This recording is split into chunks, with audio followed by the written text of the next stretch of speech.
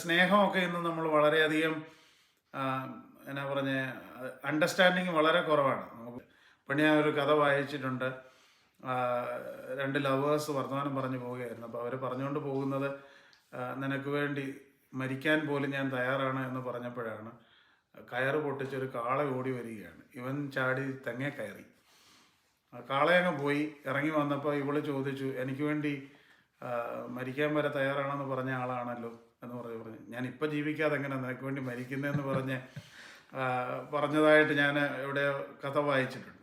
അപ്പോൾ ഇങ്ങനെയുള്ള സ്നേഹമൊന്നുമല്ല ക്രിസ്തു സ്നേഹം. ഇപ്പോൾ ഞാൻ ചിലയിടത്ത് പറയാറുണ്ട്, നേരത്തെ പറഞ്ഞിട്ടുണ്ടോ എന്ന് എനിക്കറിയില്ല, നമ്മുടെ സ്നേഹം എന്നൊക്കെ പറയുന്നത് ഇപ്പോൾ പണ്ടത്തെ ഒരു പരസ്യം ഉണ്ടായിരുന്നു, ഇപ്പോൾ ആ പരസ്യം ഉണ്ടോ എന്ന് എനിക്കറിയത്തില്ല. ഞാൻ പണ്ടും പറഞ്ഞിട്ടുണ്ടെന്ന് തോന്നുന്നു, ഭാര്യയെ സ്നേഹിക്കുന്നവൻ പ്രസ്റ്റേജ് വാങ്ങിക്കും.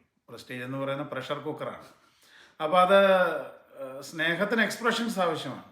അത് ഒരു ഫ്ലവർ കൊടുക്കുമ്പോഴാകാം, ഒരു ഹഗ് ചെയ്യുമ്പോഴാകാം, അല്ലെങ്കിൽ ഐ ലവ് യു എന്ന് പറയുന്നതാകാം. പക്ഷെ അതിനങ്ങേപ്പുറത്തേക്കുള്ളൊരു സ്നേഹമാണ് ക്രിസ്തു പഠിപ്പിച്ചത്. അതെന്താണെന്ന് ചോദിച്ചാൽ സാക്രിഫിഷ്യൽ ലവ് ആണ്. ഒരാൾ ഒരാൾക്ക് വേണ്ടി ജീവനെ നൽകി സ്നേഹിക്കുക എന്നുള്ളത്.